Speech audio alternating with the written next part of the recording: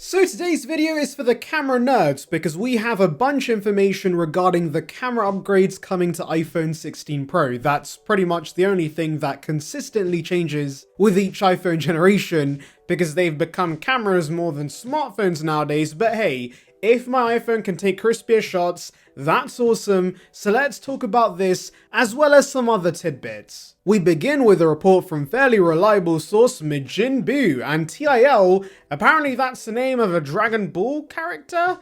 I've never seen the show, but anyways, he has some findings regarding the regular iPhone 16 Pro. So I have been considering downsizing to the smaller Pro because I don't like how massive the Pro Max is anymore, and while 6.1 inches is fine, 6.3 inches would definitely be a much better fit. And also I was under the assumption Apple was increasing the size of the device to bring the 5x telephoto.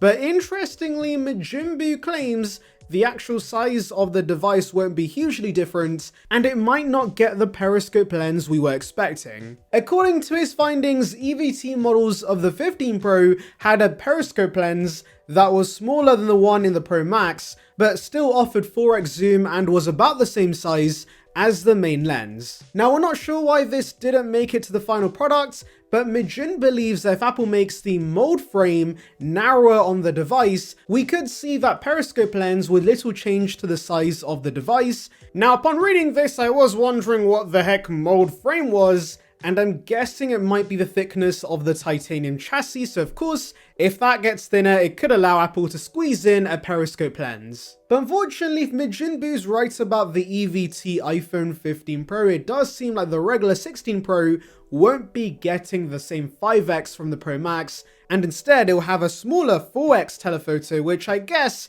is an upgrade over the current 3x, but I still don't like how Apple's offering exclusive features on the bigger size. Apart from the iPhone 12 and 15 Pro series, every other Pro model had feature parity across the two sizes, and I was hoping that would be the case with the 16 series, but I guess Timothy just wants to upsell more consumers. And actually, regarding the Pro Max, Mijinbu goes against the grain and informs us the 16 Pro Max is not getting bigger as predicted earlier. So this is quite surprising for me because everyone has been pretty confident these phones are getting larger, but no, apparently that's not going to be the case. He doesn't know exact measurements, by the way, so he does say it's possible the new Pro Max would be 0.0001mm taller, but basically, guys, there won't be a huge difference. Now, when it comes to the Pro Max, I'm actually quite happy with this because, as I've said in previous videos, I don't want the Pro Max to get any bigger. It's already a behemoth of a device. And yes, I know the 15 Pro Max did reduce the bezels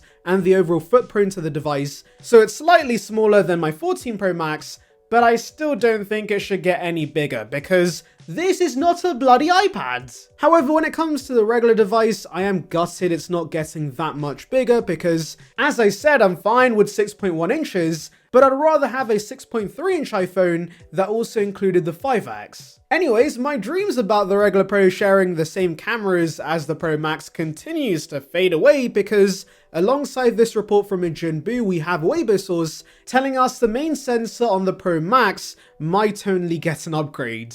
It's apparently going to feature a customized 48 megapixel IMX 903 sensor with advanced features like a stacked design for better performance, wowza, and also a 14-bit analog to digital converter for high quality image data conversion, and digital gain control for better dynamic range and noise control.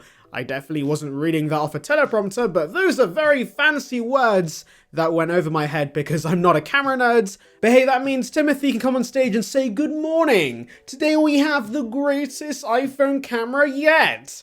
And if you want more horrible Tim impressions like that, subscribe now. I would greatly appreciate it, and it would bring you the latest commentary about the world of Apple right to your subscription box. So please consider it. We're trying to hit our next milestone of 16,000 subscribers, so join the Saranbyte gang so of course we can do horrible Tim Cook impressions together. Anyways, coming back to this Weibo source, they say the 16 Pro Max is going to feature a 12% larger camera that is 1 by 1.14 inches in size And for reference, the 14 Pro and the 15 Pro feature 1 by 1.28 inch sensor. So of course, a larger sensor is better for low light photos and could also improve dynamic range and background blur. The Weibo source also chimes in on what they think the mysterious capture button should be able to do.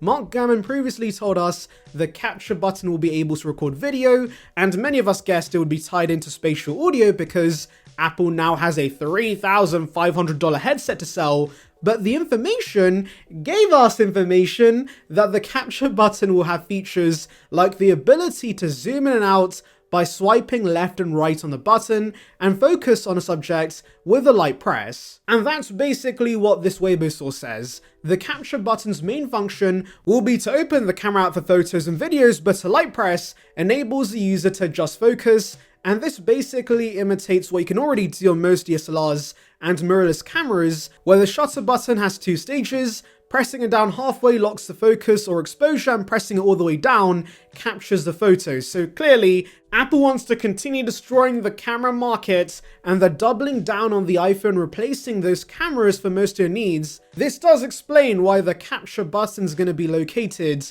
on the bottom right side of the iPhone, because when you're taking photos and videos and landscape, that's where your finger's going to be naturally resting anyways. So yes, I'm actually suddenly excited for this button. I was initially wondering why the heck we're getting this when of course you can already program the action button to open the camera for you, but with this acting more as a shutter button, I can see the use for this, and many in the tech space who are serious about mobile photography are gonna love this. Will I use it every single day? I don't know. We'll have to see. Maybe it's going to come in useful when I'm doing B-roll on the iPhone and I'm trying to focus on a specific subject.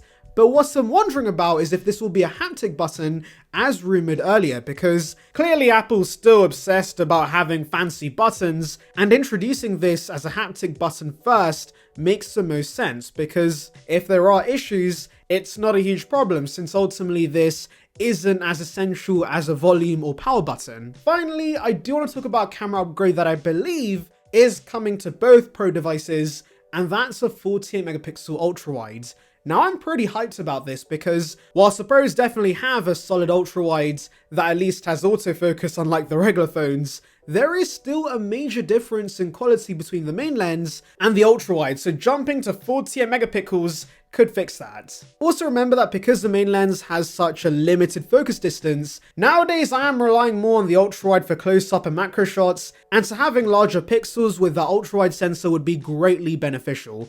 I could also see Apple introduce the same technology they gave us with the 14 Pro, where they merge 4 pixels into one super pixel, and you'll get shots as crispy as this crisp. Okay, I'm probably oversimplifying that process because I'm not a photography expert, but in a nutshell, guys, all you need to know is that this will make a big difference to the ultrawide shots on iPhones, and it might also give you ProRAW support on the ultrawides. Anyways, let me know your thoughts in the comments, make sure to like, subscribe for more content like this, and thank you for watching. Now I'm gonna go back to eating these.